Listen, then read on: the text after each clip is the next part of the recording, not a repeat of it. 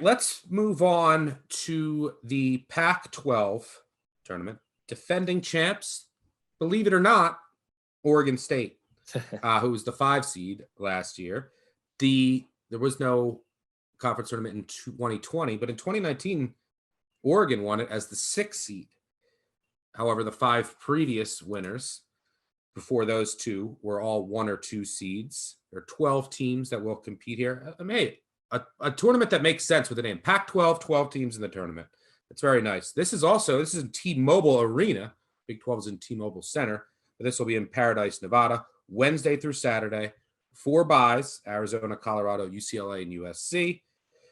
Zona's the favorite, minus 120, UCLA plus 160. Then you get into some longer shots: USC 10-1, Oregon 15-1, Wazoo 30-1, Colorado 40-1. Arizona State is playing a little better, 50-1. Oregon, because of how they closed the season, which wasn't pretty, they must win 4 games in 4 days. They did do that in 2019, and Colorado did it in 2012. I think that's the only time it's been done. But Oregon's slumping, and we don't know Richardson's status. Part of it is he's slumping too, and he didn't play in the finale. So I don't know. I was going to be like, Oregon is my team, but they didn't get the bye. Colorado got the bye. I don't know Richardson's status, but I love Oregon in a tournament setting. I love Altman in March. So that was the team that I had targeted, but I don't know. I think I'm having enough reservations to potentially stay away. Can anyone stop Arizona in the top half? I mean, is Colorado looked good in their final 2 games? They beat Arizona at home. There's some altitude effects though. Then they went on the road and got an impressive win at Utah. Can they scare Arizona? Is there any value in any of these underdogs? USC, they'll get the rubber match with UCLA. They lost in the finale. They beat them without Mobley in the first meeting when Drew Peterson went nuts. Is Wazoo a team that I thought was going to be a tournament team? They had tournament potential earlier in the season. Is this like, hey, look, let's live up to our potential at 30-1? What do you see in the Pac-12? Yeah, I agree with your initial stance on Oregon. That was a team I was going to take a shot with. But losing 5 of 6 heading into the tournament, we don't know the status of Richardson, like you said. They split the series with Colorado. Their first game is the Civil War. They play Oregon State. I mean, that's a big rivalry. I could see the Beavers strangely getting up for that game. I think defending champs. They got to defend their crown. And defending champs, yeah. I kind of think USC is valuable here at 9-1, 10-1.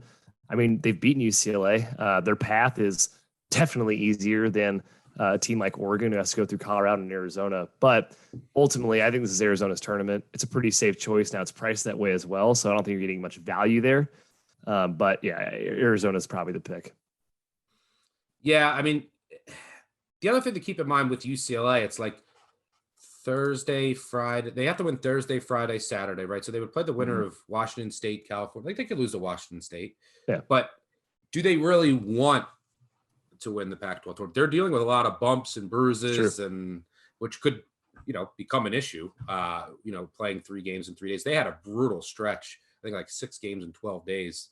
I think in late February into March. So maybe that pops up, and once the players are out on the court, they're going to try. But maybe someone sits out a game, maybe an injury pops up with Juzang, something gets flared. So I don't know. That could be an issue as well.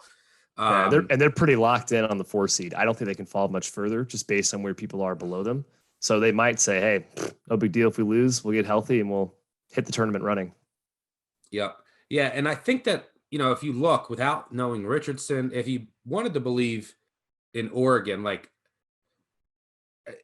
Arizona's going to beat Arizona State or Stanford. I mean, crazier things have happened. But you're going to beat Oregon State, then you're going to beat Colorado, and then you're going to beat Arizona. You're going to be pretty big dogs to Arizona, and then you're presumably going to play UCLA or USC if there's no big upsets in the bottom half. I mean, a money line rollover on 4 games in 4 days. That's probably going to pay more than what's out there on Oregon, because I think Oregon is like that trendy dog that people just always want at the tournament. So I don't think that there's much value at 15-1 playing in the first round with Richardson's status and the way that they closed the year. The potential is high, right? Like if you saw them at their peak, go into USC, go into UCLA, right there with Arizona. So like the potential is there, but it's usually Altman's teams are doing this coming to the conference tournament. They started like this. They started low, they started ascending, and then they've come back down, which you normally don't see. So if you like the Ducks, I would maybe go with a money line rollover. But for me, I don't think I'm going to have any futures in the Pac-12. No, if you compare their value to Colorado's what, almost 40-1. They have a bye, and they play one less game. I'd probably prefer that value to Oregon on just a futures market.